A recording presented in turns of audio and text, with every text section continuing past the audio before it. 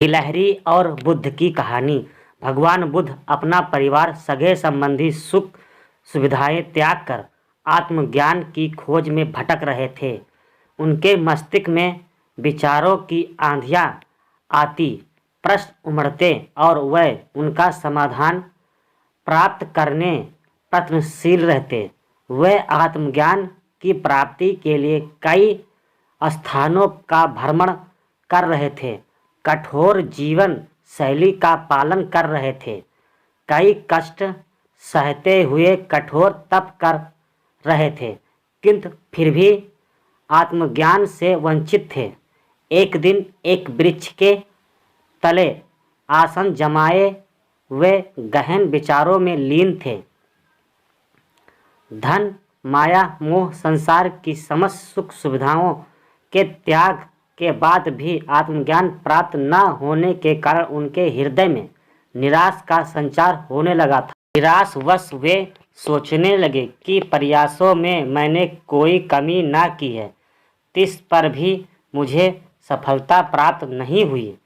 क्या मुझे आत्मज्ञान प्राप्त ना हो सकेगा? उदास मन से वे अपने मस्तिष्क में उठ रहे इन प्रश्नों में उलझे हुए थे कि उन्हें प्यास लगाई। वे अपने आसन से उठे और पानी पीने सरोवर की ओर चल पड़े। वहां उन्होंने देखा कि एक छोटी सी गिलहरी मुंह में फल दबाए सरोवर के किनारे आई। अचानक उसके मुंह से फल छिटक कर सरोवर में गिर गया। फल सरोवर की गहराई में समाने लगा। गिलहरी तुरंत सरोवर में कूद पड़ी और उसके जल से अपने शरीर को भिगोकर बाहर आ गई।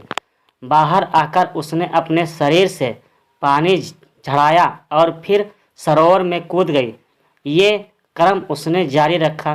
वो सरोवर में कूदती और खुद को भिगोकर बाहर आ जाती।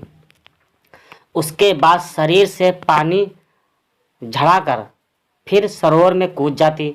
बुद्ध बड़े ध्यान से उसकी गतिविधियों को देख रहे थे और इससे अनभिज्ञ गिलहरी अपने कार्य में जुटी हुई थी।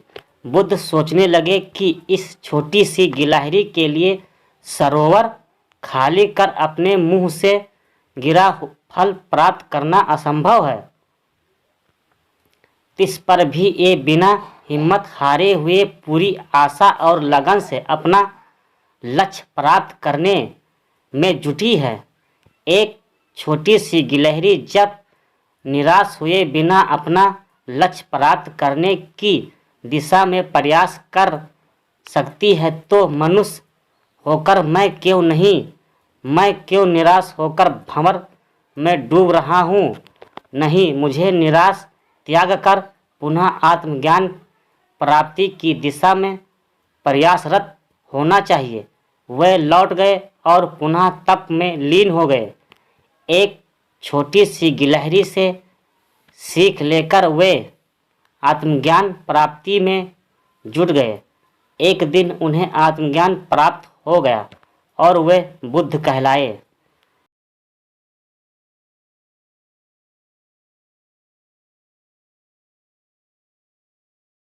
सीख दोस्तों, लक्ष्य कितना ही कठिन क्यों ना हो, लक्ष्य प्राप्ति के मार्ग में कितनी ही बाधाएं क्यों ना आ जाएं, आप खुद को निराश के भंवर में फंसा हुआ क्यों ना पाएं, हिम्मत हारे बिना अनवरत प्रयास करते रहें।